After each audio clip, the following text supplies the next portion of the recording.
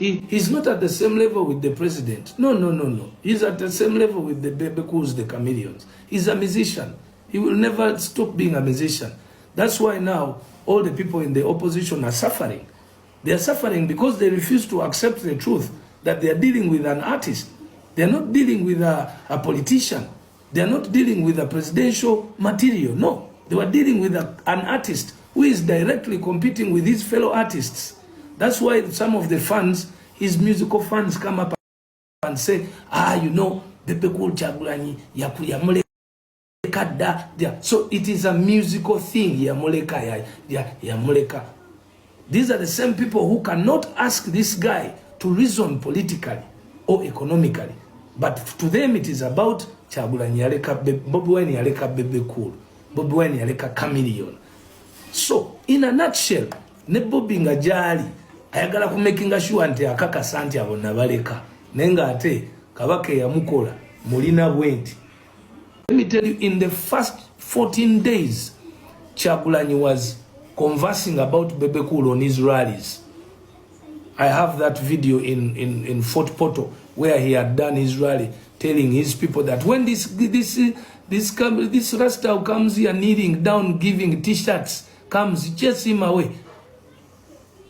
The topic was very simple. I needed his diversion. He's not at the same level with the president. No. He's at the same level with the Bebe Cools, the chameleons. He's a musician. He will never stop being a musician. That's why now, juzi wano nayogera kubakatikira ababasi tukale bagende magere. N'otulira abasajja ngaawo. Kati mwagendayo ne muwagira Bobi Wine asobole okukuba bampuuga. Ne muwagira Kyagulanyi asobole okujja Seggona mu parliament. Ne muwagira Kyagulanyi asobole okujja oyo yani simwagala abeera avuma Museveni buli kiseera. Semujunganda. Nze enchijawula ku Semujunganda is personalizing Museveni all the time. But you might have good points. So n'olwekyo mu kufumba Robert Kyagulanyi mu kumufuula kyali ekizibu ekijjidde empuuga ne banne Buganda is to blame. Teri kulumamu. Mwatuula engeri gye muli bakatikira abakadde mwali mundaba ku break the chains. It wasn't just about me. No. I was collecting media personalities. When abakwata nemba twala entungamu ku coffee, I was paid $100,000. Nagano gendo kuyimba unless if I'm paid that money because na justifying a usage yazo nensa sulaba na mauli. We stayed there for 7 days nga tupushinga coffee. It wasn't just a performance.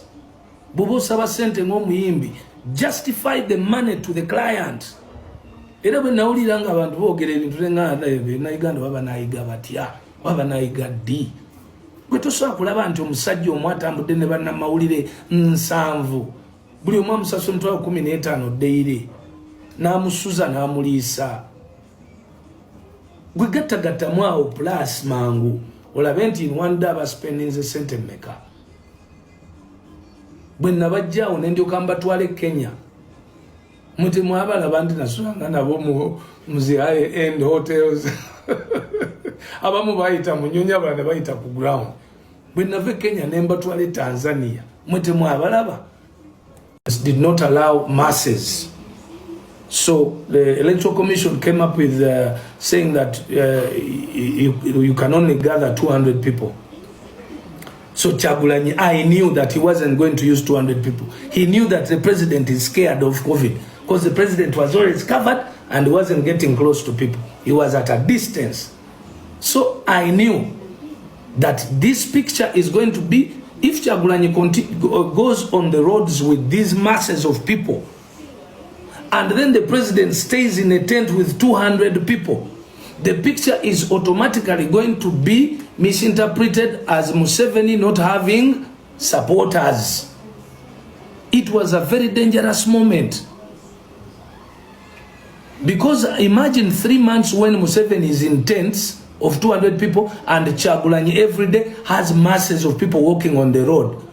That would have convinced the international community. That would have psychologically twisted the mindset of every Ugandan that actually it is true Ugandans no longer support President Museveni. I saw it and I said, I'm not allowing this. That's why the first group of people that I had were the ghetto kids, those ghetto gangsters. And then plus adding on the media, because I also said I have to take away the media so that it's not covered fully. Now I'm saying things because there's no need to they're no longer secrets. It's just to show you how we think out these things. Because most of you don't have an idea. You don't know that we sit down and plan. And we plan. Okay, you think we just move. So, I said, okay,